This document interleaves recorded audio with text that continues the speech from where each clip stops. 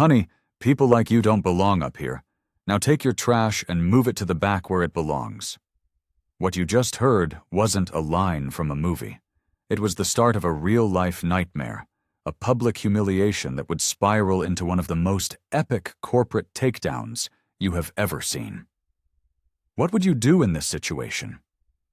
We're about to witness an act of profound ignorance, but what follows is a masterclass in power you won't want to miss. Make sure you're subscribed and hit that like button, because this story is a wild ride from start to finish. The words, dripping with a venomous mix of cheap perfume and classist rage, were spat by Tiffany Hayes, a flight attendant for Transcontinental Airways. She snatched Abigail St. John's boarding pass, the paper crinkling in her manicured fist. With a flick of her wrist, she tossed it over her shoulder, where it landed near a discarded napkin. An unwanted piece of refuse, just like the woman she was trying to discard. Abigail's elegant reading glasses, perched on her nose, slipped as she instinctively recoiled from Tiffany's aggressive invasion of her personal space. They hit the plush but worn carpet of the first-class cabin with a sickening crack. Tiffany, with a theatrical little gasp, pivoted on her heel. The stiletto of her standard-issue pump came down directly on the glasses. The sound of the lenses shattering was sharp, a punctuation mark on her cruelty. "Whoopsie," she chirped, her smile a slash of bright red poison. Abigail St. John, at 72 years of age, remained perfectly still in seat 2B. Her hands, wrinkled with the wisdom of a life fully lived, found the leather armrests, her grip steady and sure. She lowered her gaze to the crushed remains of her glasses on the floor, a small, sad monument to the ugliness of the moment.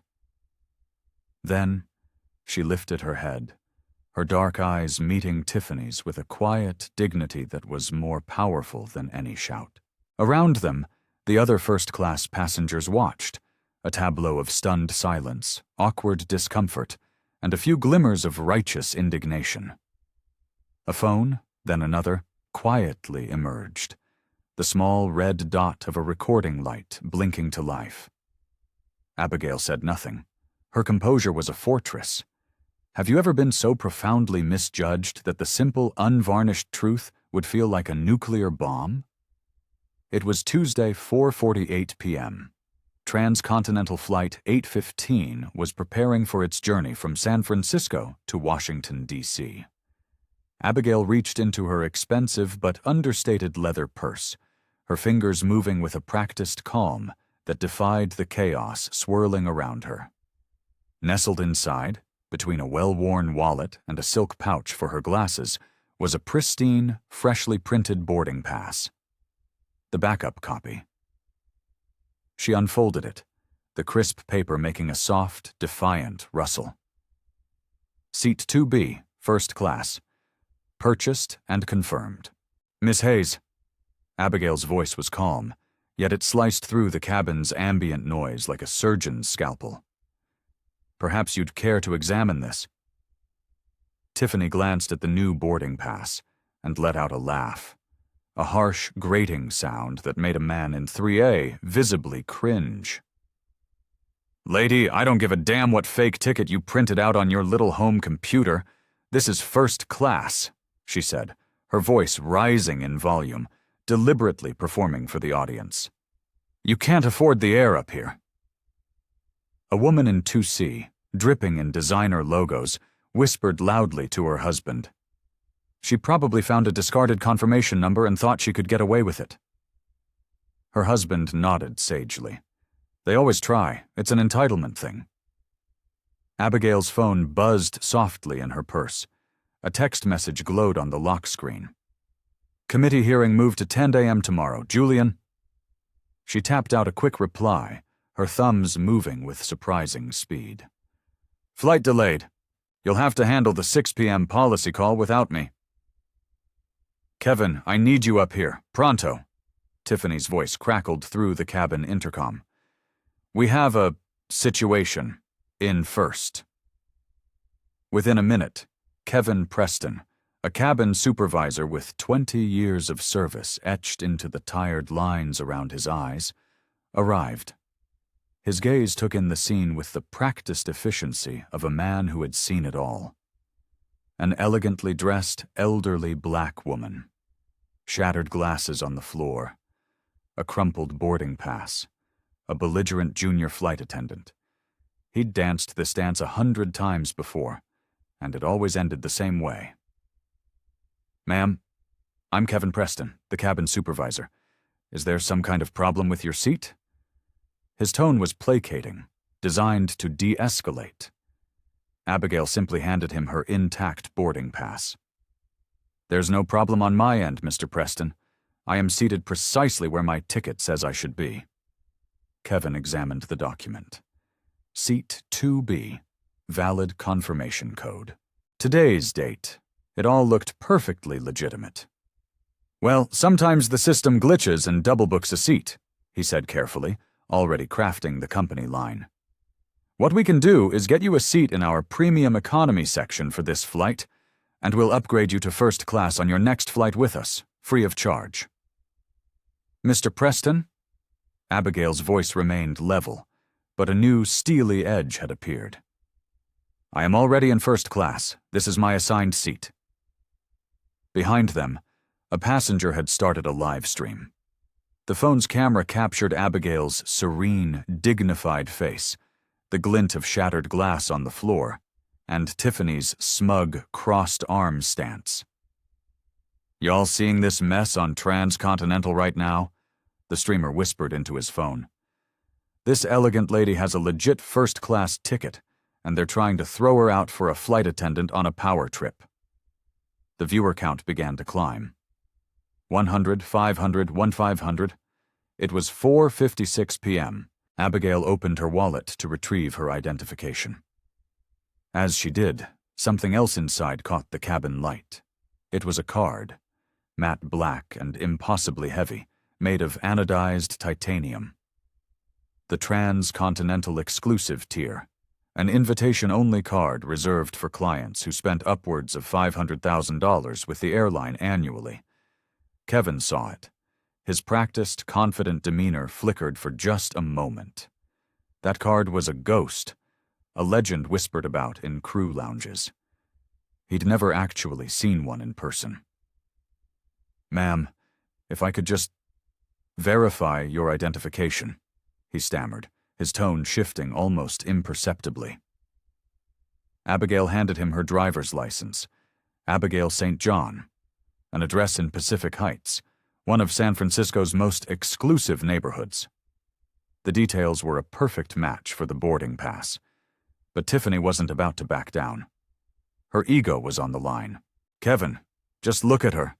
Her voice dropped to a conspiratorial stage whisper, loud enough for half the cabin to hear. "Does she look like she belongs here? These people are always trying to cause trouble, probably flying on miles she didn't even earn." The livestream viewer count rocketed past 5,000. The comments were a cascading waterfall of outrage. "This is disgusting. Sue them into the ground." Transcontinental showing their true colors. 4:58 p.m. Abigail's phone rang. The contact name flashed on the screen for a brief second. "Julian?" She silenced the call and sent a text. "In the middle of something. We'll call you back later." Kevin was staring at her boarding pass again, running his thumb over the paper as if searching for a flaw, any excuse to justify his subordinate's behavior. But the paper was real. The seat was hers. He knew it. But there was an unwritten rule, a toxic undercurrent of company culture that often ran deeper than official policy. "Ma'am, I'm going to have to call the captain up here," he said, making a decision. "This might take a few minutes." "Take all the time you need," Abigail replied, her voice as smooth and unyielding as granite. "I'm not going anywhere." More phones were out now, the cabin aglow with tiny screens. The live stream audience was swelling. 10,000. 15,000. An older white man in 4B finally spoke up, his voice trembling slightly with indignation. Excuse me, but this is utterly ridiculous. The woman has a valid ticket. Let her be. Mind your own business, sir, Tiffany snapped, her authority renewed by the supervisor's presence. We handle these disruptions our way. 5:08 p.m. The gate agent, Brenda Jenkins, made an announcement over the cabin speakers. Flight 815 will be departing in 10 minutes. Final boarding call. The pressure was mounting. Every minute of delay cost the airline thousands of dollars. The other passengers were growing restless, their initial shock turning into annoyance at the holdup. Abigail glanced at her watch, a simple, elegant Cartier that had been a gift from her late husband. Platinum and understated, just like everything else about her. I have a rather important meeting in Washington, she said quietly, her words directed at Kevin but loud enough for those nearby to hear. I would prefer to resolve this amicably and quickly. Kevin Preston made his choice. He sided with his crew. He reached for the intercom. Captain Morrison, we need you in the first-class cabin. We have a passenger removal situation that requires management approval. Abigail's eyebrows arched a fraction of an inch. Removal, Mr. Preston. On what grounds? I have not violated a single regulation. I am seated in my assigned seat with all my valid documentation. Company policy, ma'am, he said, the words tasting like ash in his mouth. When there's a seating dispute that causes a delay, the captain makes the final call. The live stream hit 20,000 viewers. The hashtag #SonsFlying, while Black and Transcon, was starting to trend in the Bay Area. Abigail reached into her purse again. This time she pulled out a simple cream-colored business card. She didn't show it to anyone. She just held it between two fingers, like a chess master contemplating a devastating final move. Very well, she said, her voice a study in calm. Let's see what the captain decides. Her phone buzzed again. Julian calling? She let it go to voicemail.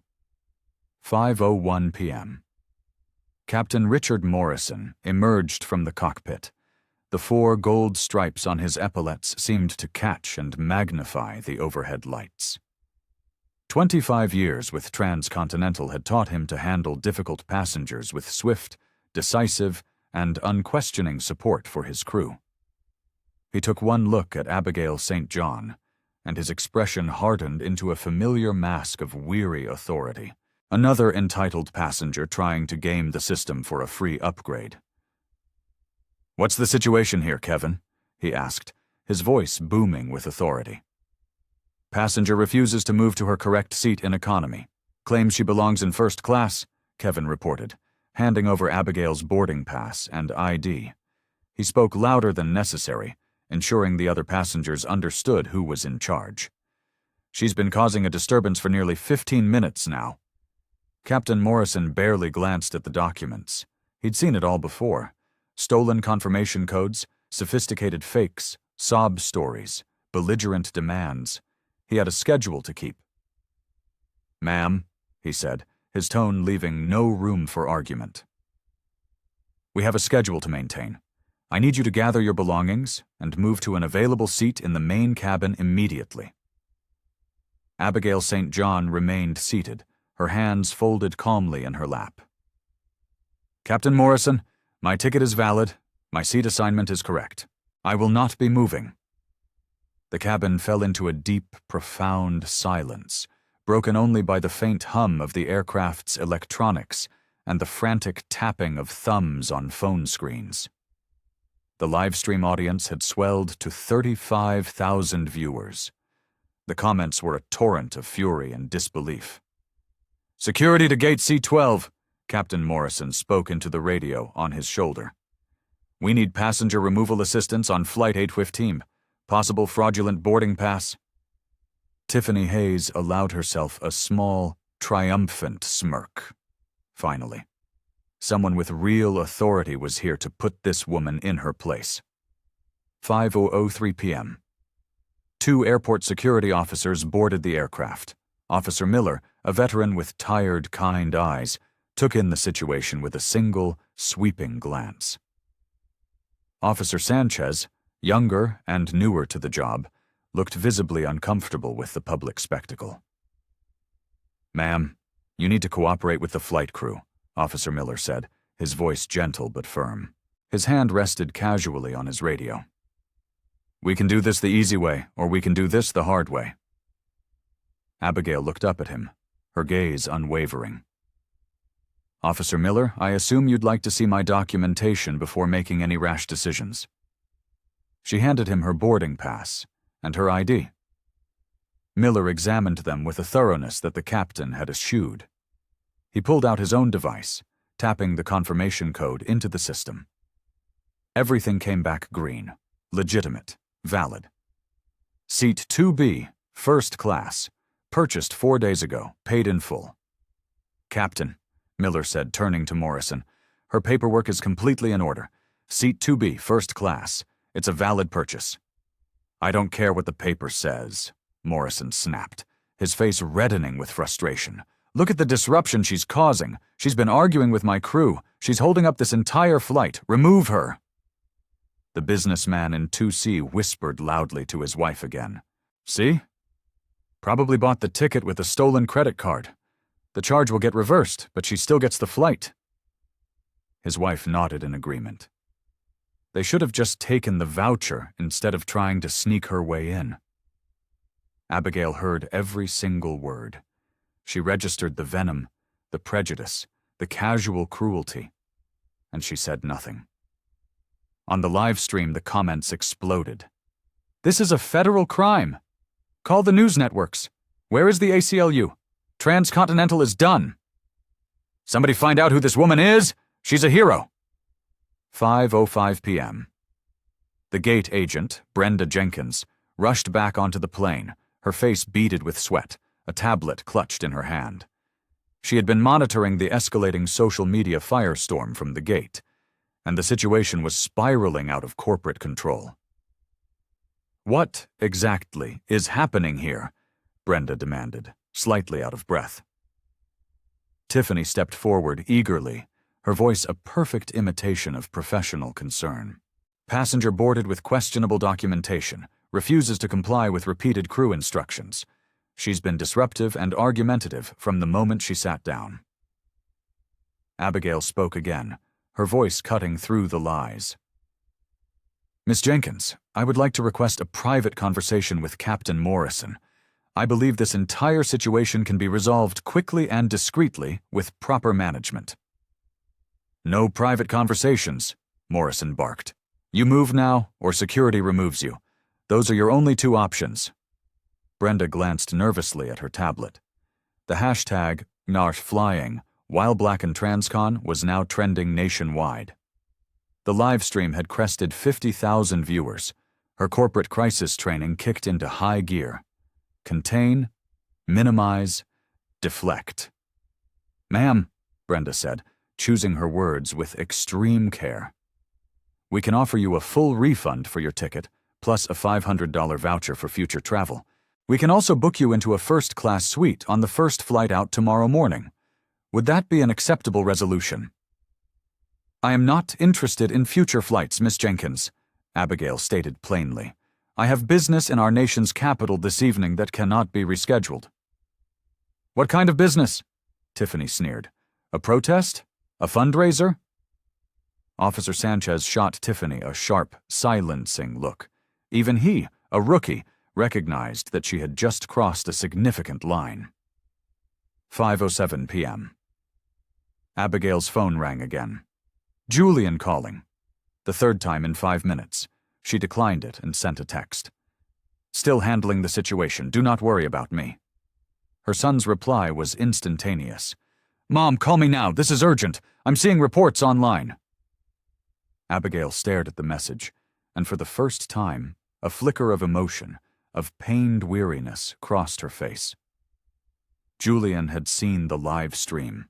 Her fiercely protective son, the one who worried constantly about her safety and her well-being, was probably mobilizing half of Washington, D.C. at that very moment. She looked around the cabin. It felt like a stage set for a tragedy. Security officers flanked her like she was a dangerous criminal. The flight crew blocked the aisle, a human wall of obstinance. 40 passengers were recording her every move for their social media feeds. The captain was glaring down at her, his face a mask of unconcealed irritation, the racial bias written in every taut line of his jaw. She made a decision. "Captain Morrison," she announced, her voice resonating with a newfound strength. "I would like to make one single phone call before we proceed." "Absolutely not. We are already 20 minutes behind schedule because of your theatrics." "One call," Abigail repeated, her voice firm, leaving no room for negotiation. "Then you can do whatever you feel is necessary." Okay, I have to pause here. Look at the faces of this crew. They think they've won. Abigail is cornered, and security is ready to drag her off the plane. Do you think she's about to be humiliated? Or is she holding a royal flush? Let me know your predictions in the comments right now. This is where it all changes. Officer Miller shifted uncomfortably. Something about this woman's unshakable calm, her utter confidence in the face of such pressure, was deeply unsettling. "Captain," he murmured, "maybe we should just let her make the call." "No calls!" Morrison's voice echoed through the first-class cabin. "Security, escort this passenger off my aircraft, immediately." The passengers in the main cabin were now craning their necks, some even standing on their seats to get a better view. Their own phones held high. 5:09 p.m. The situation had reached its absolute peak. Abigail found herself completely boxed in. 2 security officers stood on either side of her seat. Captain Morrison blocked the aisle in front of her, his arms crossed like a petulant king. Tiffany and Kevin stood behind him, cutting off any possibility of retreat. Brenda Jenkins was now filming with her own tablet, for incident documentation purposes. 40 passengers, 40 different camera angles. And now, over 60,000 people were watching the live stream worldwide. The air in the cabin felt thin, charged with a tense, electric energy. All conversations had ceased. Even the aircraft's ventilation system seemed to have quieted, as if the very plane itself were holding its breath. Abigail sat perfectly still in seat 2B, her hands resting in her lap. The simple cream-colored business card remained hidden in her purse, along with a secret that could shatter careers, end this nightmare in a single heartbeat, and send a multi-billion-dollar corporation into a tailspin. But she waited. She understood that sometimes the most powerful move is not a move at all. It is patience. "Ma'am, you need to stand up, right now," Officer Miller ordered, his voice laced with genuine reluctance. "We are ending this situation." Abigail looked up, not at him, but directly into the lens of the nearest passenger's phone, the one with the highest viewer count.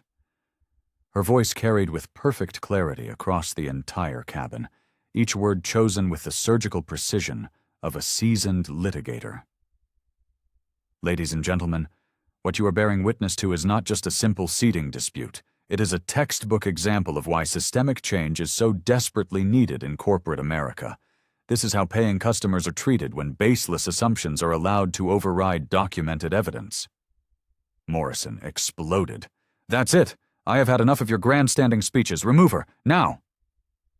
Officer Miller hesitated. Something in Abigail's tone, calm, measured, almost executive, gave him serious pause.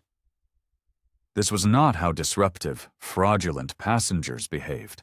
"Ma'am, I really truly do not want to have to physically remove you from this aircraft." Abigail offered a small, sad smile, and for just a fraction of a second, the mask of a vulnerable, elderly passenger slipped. Something steely and immensely powerful flashed in her eyes, a glimpse of the formidable woman who lay beneath the surface. "Officer Miller, I appreciate your professionalism more than you will ever know, but I believe we are past the point where physical removal will be necessary." She reached for her phone with a deliberate, almost cinematic slowness. 5:11 p.m. I said no calls! Morrison lunged forward, his hand outstretched to snatch the device.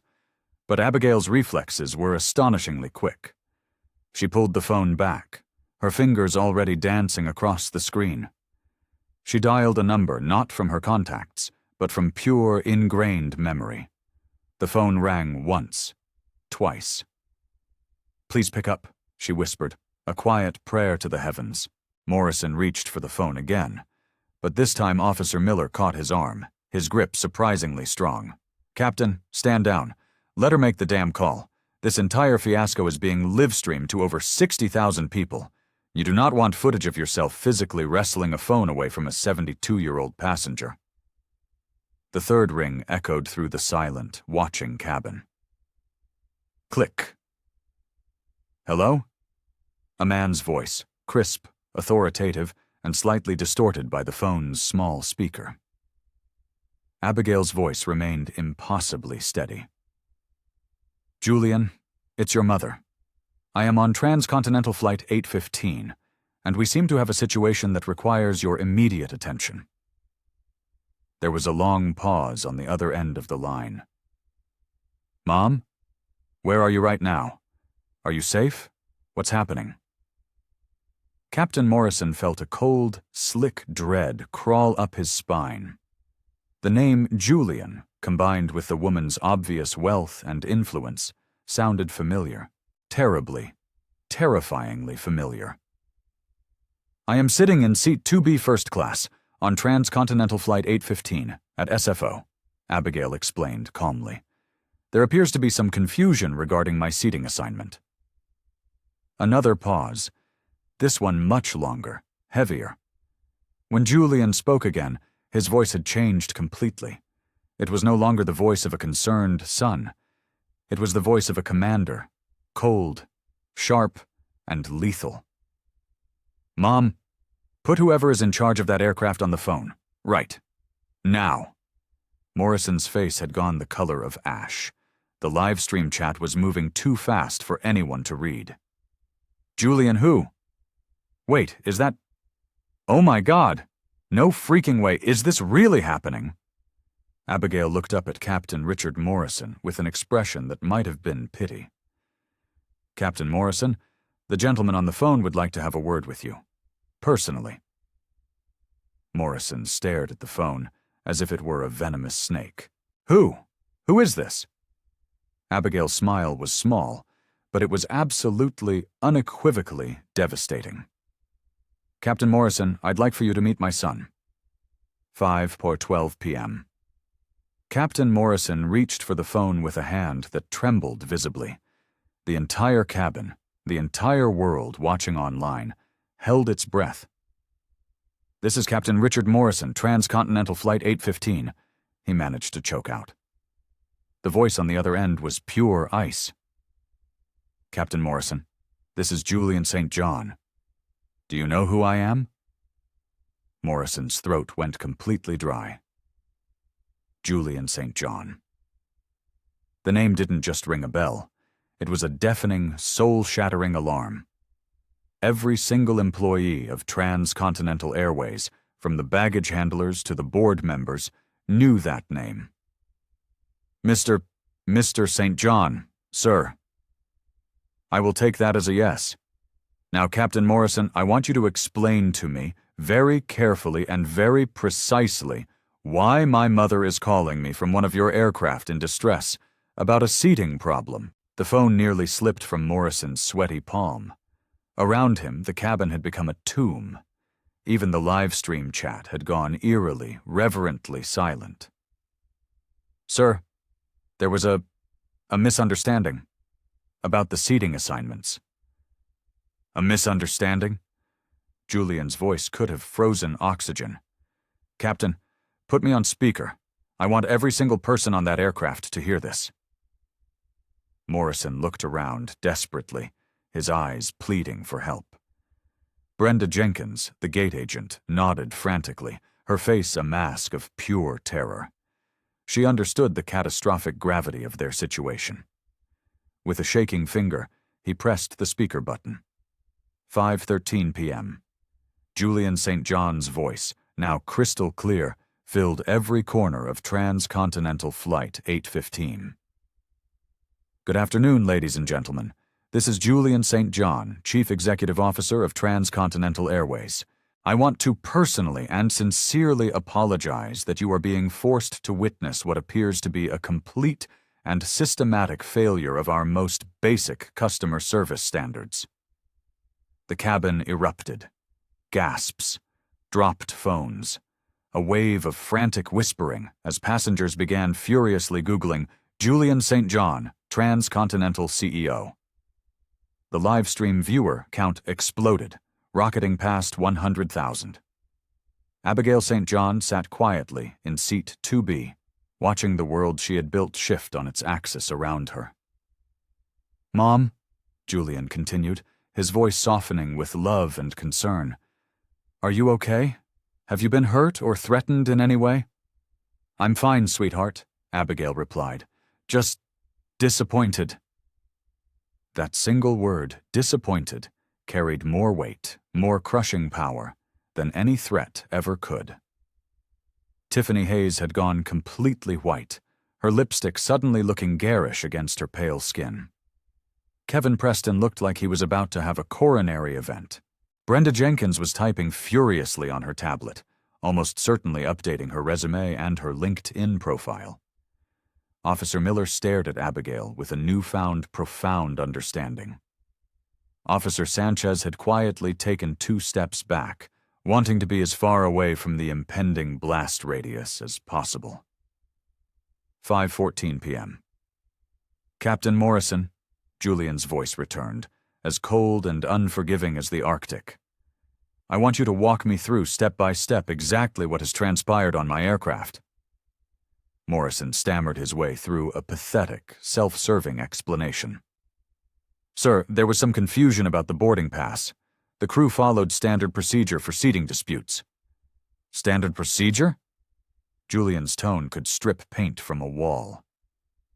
"Captain, what does Federal Aviation Regulation 382.7 state regarding passenger discrimination?"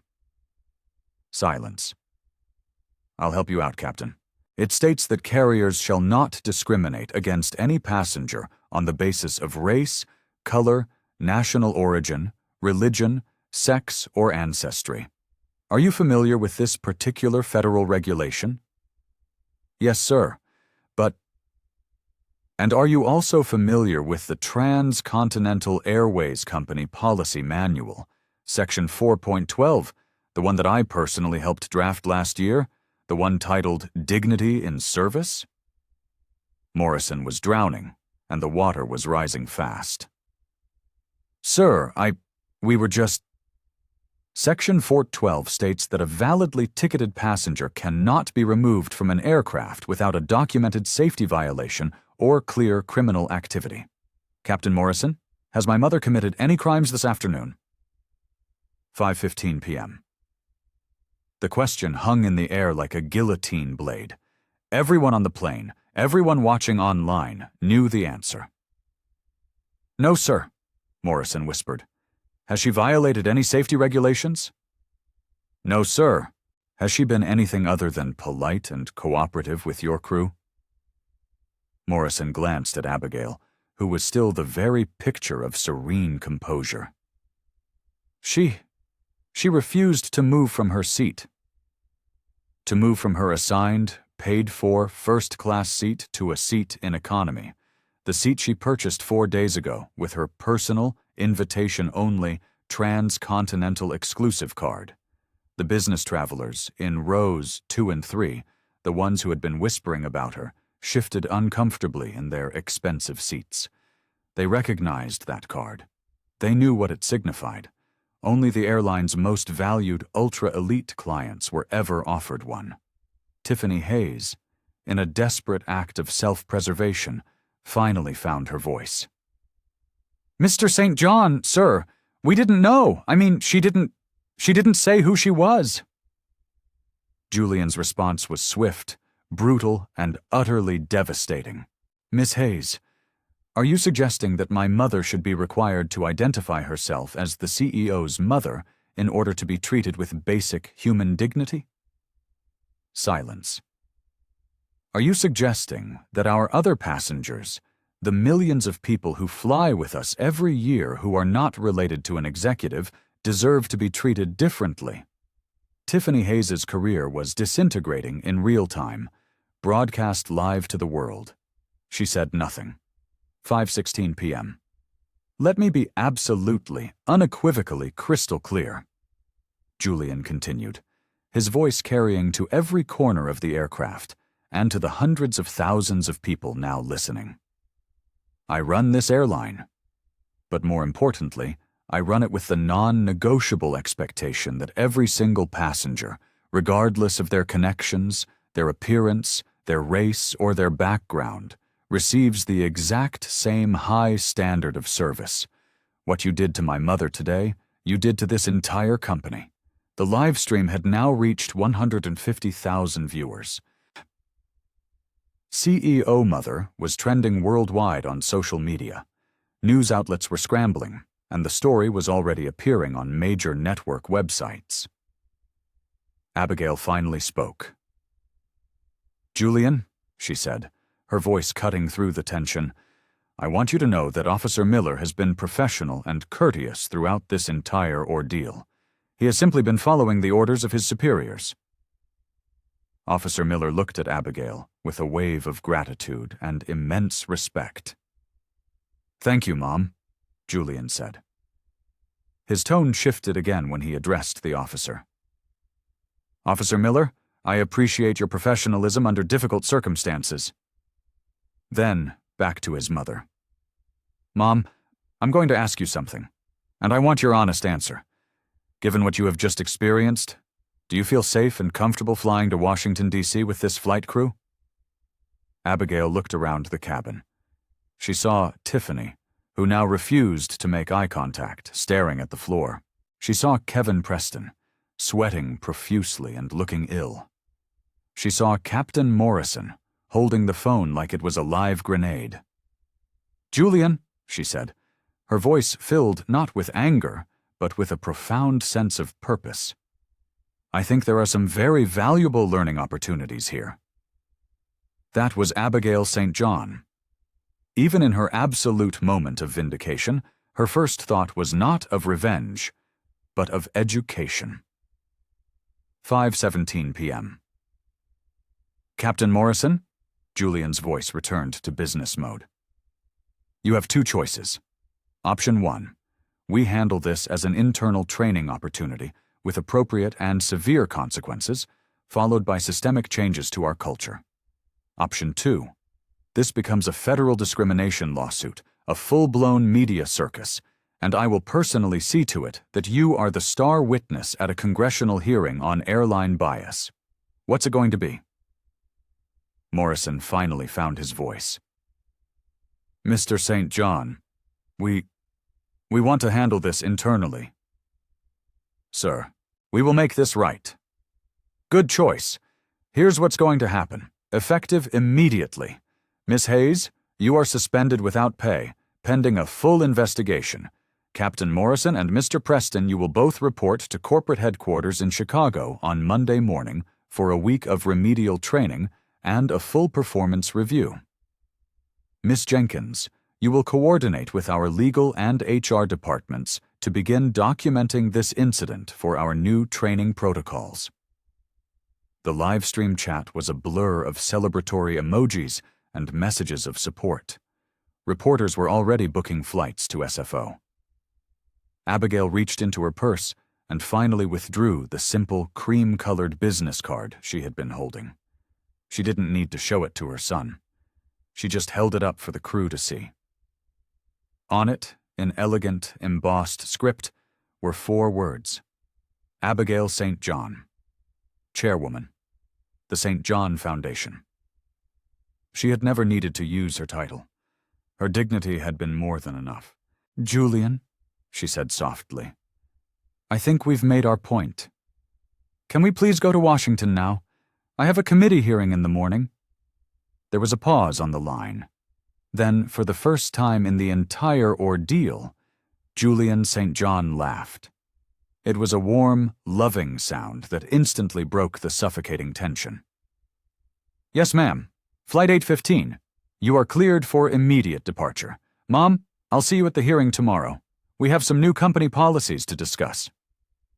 5:18 p.m. But Julian wasn't finished. His voice once again commanded the aircraft like a boardroom.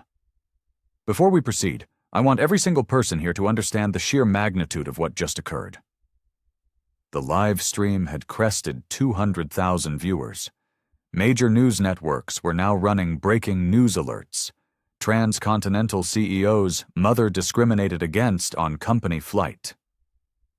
Transcontinental Airways generated $48 billion in revenue last year, Julian stated, his tone surgical and precise. "Our market capitalization currently stands at $10.5 billion. We employ over 120,000 people worldwide. What happened to my mother in the last 30 minutes, this single, preventable incident of bias, could very well cost this company between $50 and $100 million in legal settlements, stock price impact, and irreversible damage to our reputation."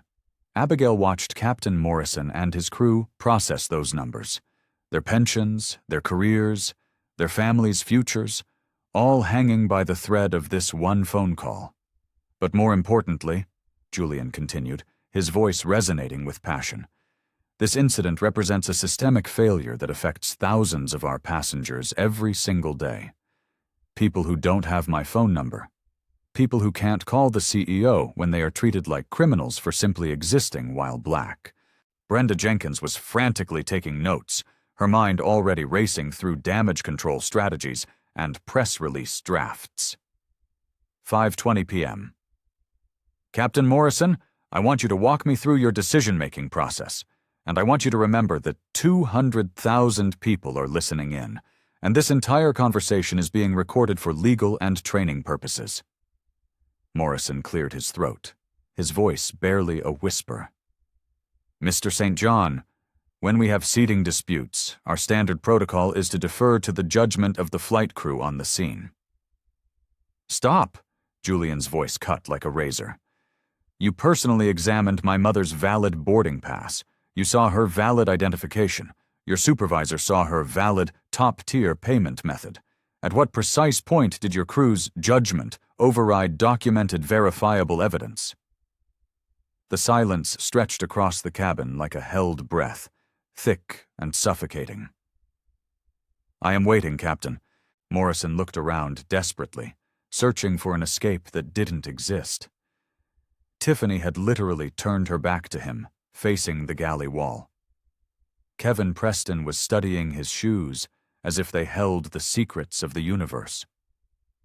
"Sir," he finally stammered, There was an assumption made." "An assumption based on what, Captain Morrison?" The question everyone knew was coming.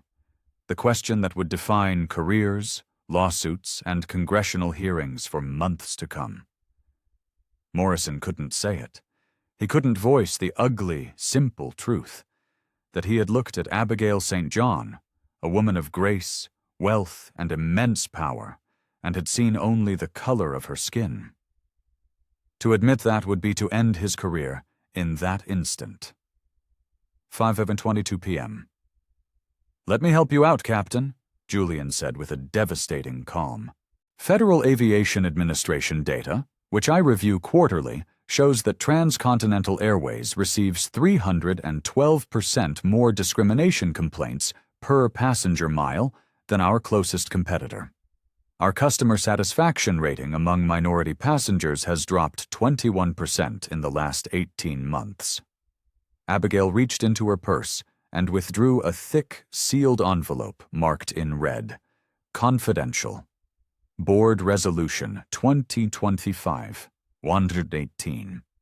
She held it up so that Brenda Jenkins and the other crew members could see it clearly.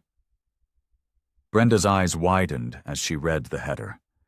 Whatever was in that envelope, It was corporate dynamite. "These statistics are not accidents, Captain Morrison," Julian's voice thundered from the phone.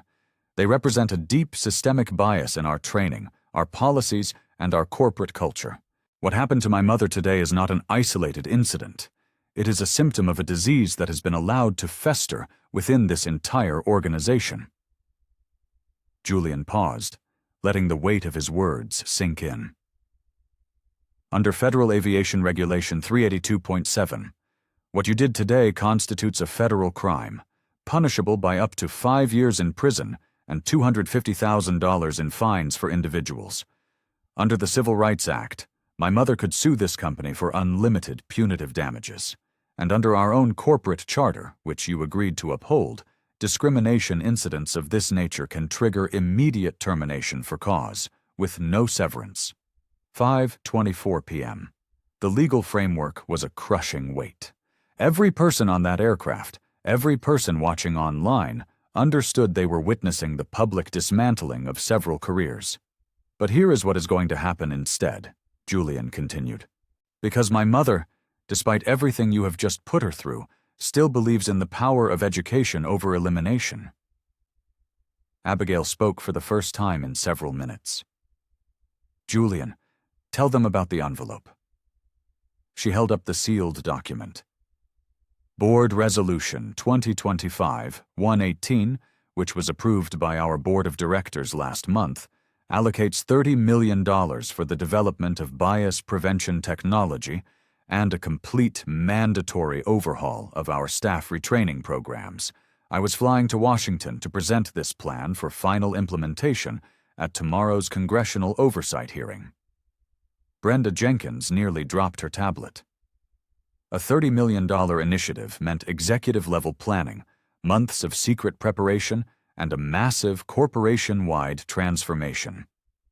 "Today's unfortunate incident," Abigail continued calmly, "has just become our pilot program." 5:26 p.m. Julian took control again. "So here is your choice, Captain Morrison. You can continue to pretend this was all a simple misunderstanding, in which case our legal department will file federal discrimination charges first thing Monday morning. Or you can acknowledge what really happened here today, and you can become an active part of the solution." Morrison looked around the silent, watching cabin. Over 200,000 people were watching him, waiting for his answer.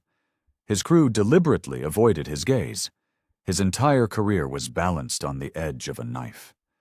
He looked at Abigail St. John, dignified, composed, and devastatingly gracious, and he finally truly understood the colossal magnitude of his failure. "Mr. St. John," he said, his voice cracking with a shame that was real and raw, I made serious, inexcusable errors in judgment today." "What kind of errors, Captain?" Julian pressed, demanding the full confession. This was the moment of truth. Morrison looked directly at Abigail St. John. "Sir, we discriminated against your mother. We did it based on racial assumptions. We violated federal regulations, we violated company policy, and we violated basic human decency." The live stream chat exploded with messages of approval and respect for his honesty. Sometimes accountability was more powerful than revenge. 5:28 p.m. "Miss Hayes," Julian's voice now found the young flight attendant cowering in the galley. "Do you have anything you wish to add?" Tiffany Hayes had been with Transcontinental for 3 years. 3 years of treating passengers differently based on their appearance, their accents, their clothes, their perceived social status. She had never been called out for it before. Not like this. "Mr. St. John," she sobbed. I'm so sorry, I was wrong." "Wrong about what, specifically, Miss Hayes?" Julian's voice was relentless. "I judged your mother before I knew anything about her. I treated her like she didn't belong because—" Tiffany's voice cracked, and the honest, ugly truth came tumbling out. Because she was black. The admission hung in the air like a confession in a hushed cathedral. Raw, honest, devastating. Abigail spoke quietly, her voice full of a grace that was almost supernatural. "Thank you for your honesty, Miss Hayes. That took courage." Even in her absolute moment of vindication, Abigail St. John was still teaching. 5:30 p.m. "Here are the immediate consequences," Julian announced, his voice now that of a CEO executing a plan. "Miss Hayes, you are suspended without pay, pending the outcome of a full HR investigation. You will be required to undergo 60 hours of intensive bias training before reinstatement is even considered. Captain Morrison, you will report to headquarters on Monday, not just for training, but to help lead our new pilot program. You will use your mistake to teach others. Mr. Preston, Miss Jenkins, you will have the same requirements." Officer Miller stepped forward. "Mr. St. John, if I may, your mother was professional and dignified throughout this entire incident. She never once raised her voice, never became combative. She handled this situation with more grace than I have seen in 20 years of security work." "Thank you, Officer Miller. That's my mother," Julian replied, and the pride and love in his voice reminded everyone that beneath the layers of corporate authority was a son who had just watched his mother be humiliated on a global stage. 5:32 p.m. Abigail St. John finally stood up from seat 2B. At 72, she moved with the quiet, unshakable authority of someone who had spent decades in boardrooms, navigating the treacherous waters of corporate politics while never once compromising her integrity. She addressed the entire cabin. "Ladies and gentlemen, I want you all to understand something very important. This is not about revenge, and it is not about punishment. This is about ensuring that what happened to me today never ever happens to anyone else who flies on this airline." She opened the confidential envelope and withdrew a single, beautifully printed document. Board Resolution 2025-118 establishes what will now be known as the Abigail St. John Protocol for Bias Prevention in Customer Service. It includes AI-powered monitoring systems to flag potential discrimination in real time, anonymous reporting channels for both employees and customers, and a zero-tolerance policy with immediate and severe consequences. Brenda Jenkins was typing furiously, no longer updating her resume, but sending a report to corporate headquarters about how a public relations nuclear bomb was miraculously transforming into a powerful story of corporate accountability and positive change. "But most importantly," Abigail continued, her voice resonating with moral authority, "this protocol ensures that every single passenger, regardless of their race, their religion, their appearance, or their connections, receives the exact same standard of treatment. Because dignity is not a privilege. It is a fundamental human right." 5:34 p.m. Julian's voice returned, softer now. "Mom, I am so proud of how you handled this, but I am furious that you had to handle it at all. And that's why we're going to fix it, sweetheart. Together." The live stream had reached over 300,000 viewers. The Abigail St. John Protocol was trending worldwide. Congressional offices were already drafting letters of inquiry to the FAA. "Captain Morrison," Julian said, "you have one more chance to make this right. What are you going to do differently tomorrow when my mother is not on your aircraft?" Morrison looked directly at Abigail, his eyes filled with a newfound, hard-won respect. "Mrs. St. John, I promise you, from this day forward, every passenger who steps onto my aircraft will be treated with the same respect and dignity that you showed all of us today, even when we deserved none of it." Abigail smiled, a genuine warm smile that reached her eyes. "Captain Morrison," she said, "that's all anyone can ask." 5:35 p.m. "Flight 815, you are cleared for departure," Julian announced. "Mom, I'll see you at the hearing tomorrow. We have an airline to fix." Abigail St. John settled back into seat 2B, her rightful seat, as the aircraft finally began its slow pushback from the gate. The live stream slowly ended as phones were switched to airplane mode for takeoff. But the real story, the one that would change an entire industry, was just beginning. By the time Flight 815 reached cruising altitude, high above the clouds, the Abigail St. John Protocol had already become a legendary case study in corporate accountability, the unbreakable bond of family, and the quiet, unyielding power of dignity over rage. Some battles are won with lawsuits and fury, others are won with grace. Abigail St. John had just proven to the world which approach truly changes it. 6 months later, the ripple effects of that day had become a tidal wave of change.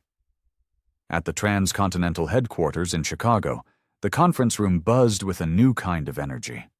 Abigail St. John, sitting at the head of the mahogany table, reviewed the quarterly implementation reports for the protocol that bore her name. Discrimination complaints are down 68% across the board, reported the new chief operating officer, a woman promoted for her dedication to the new cultural initiatives. Customer satisfaction among minority passengers has seen a 33% increase. The AI monitoring system has already flagged and corrected over 1,000 potential bias incidents before they could escalate. Julian St. John smiled at his mother from across the table. These board meetings had become their favorite collaboration. "And the stock price?" Abigail asked, ever the practical businesswoman. "Up 22% since the protocol was implemented," replied the CFO. "It turns out investors appreciate transparency, accountability, and proactive reform. Delta, United, and Southwest have all licensed our technology.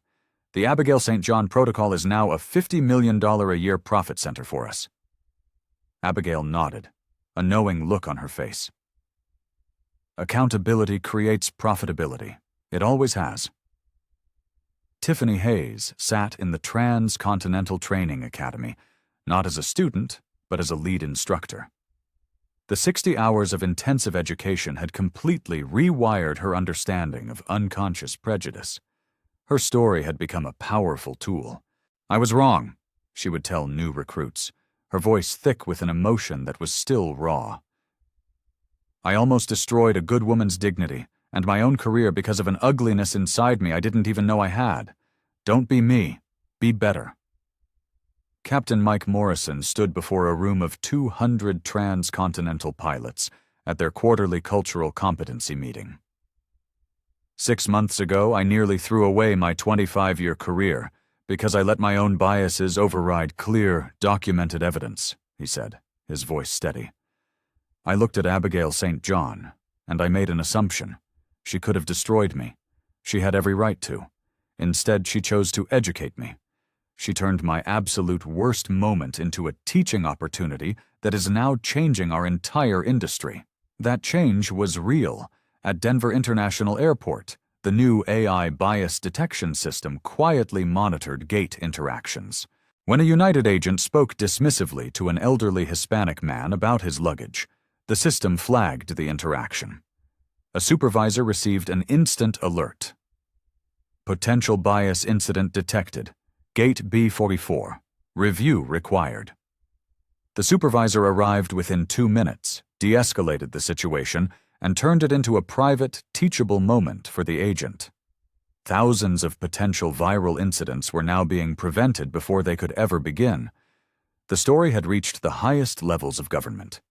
In Washington, a new piece of legislation was being debated in the House Transportation Committee, the Abigail St. John Act, which would make the protocol's standards mandatory for all federally regulated industries. Back at the St. John Foundation, Abigail was having tea with a young woman who had written to her after seeing the live stream. The girl had experienced a similar incident at a department store and had been too scared to speak up. "They made me feel so small," the girl whispered. Abigail reached across the table and took the young woman's hand. "They can only make you feel small if you accept their definition of you," she said softly. "Your dignity is not theirs to give, and it is not theirs to take away. It is yours. You own it. Never forget that. Your turn now. Have you ever witnessed discrimination? In your travels? At your job, in your community? Have you ever been made to feel small because of who you are or what you look like? Abigail St. John's story proves that one person's dignified, powerful response can change entire systems. You don't need to be the CEO's mother to demand respect. You don't need powerful connections to create change. You just need the courage to know your own worth. Share your story in the comments below. Every voice matters in the fight to create a world where dignity isn't negotiable. Hit that subscribe button for more stories of quiet courage changing the world.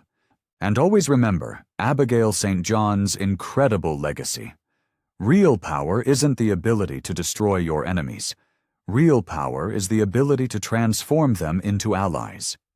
Because sometimes, the most revolutionary act of all is simply refusing to let their hatred make you hateful. The flight continues. The destination is dignity for all.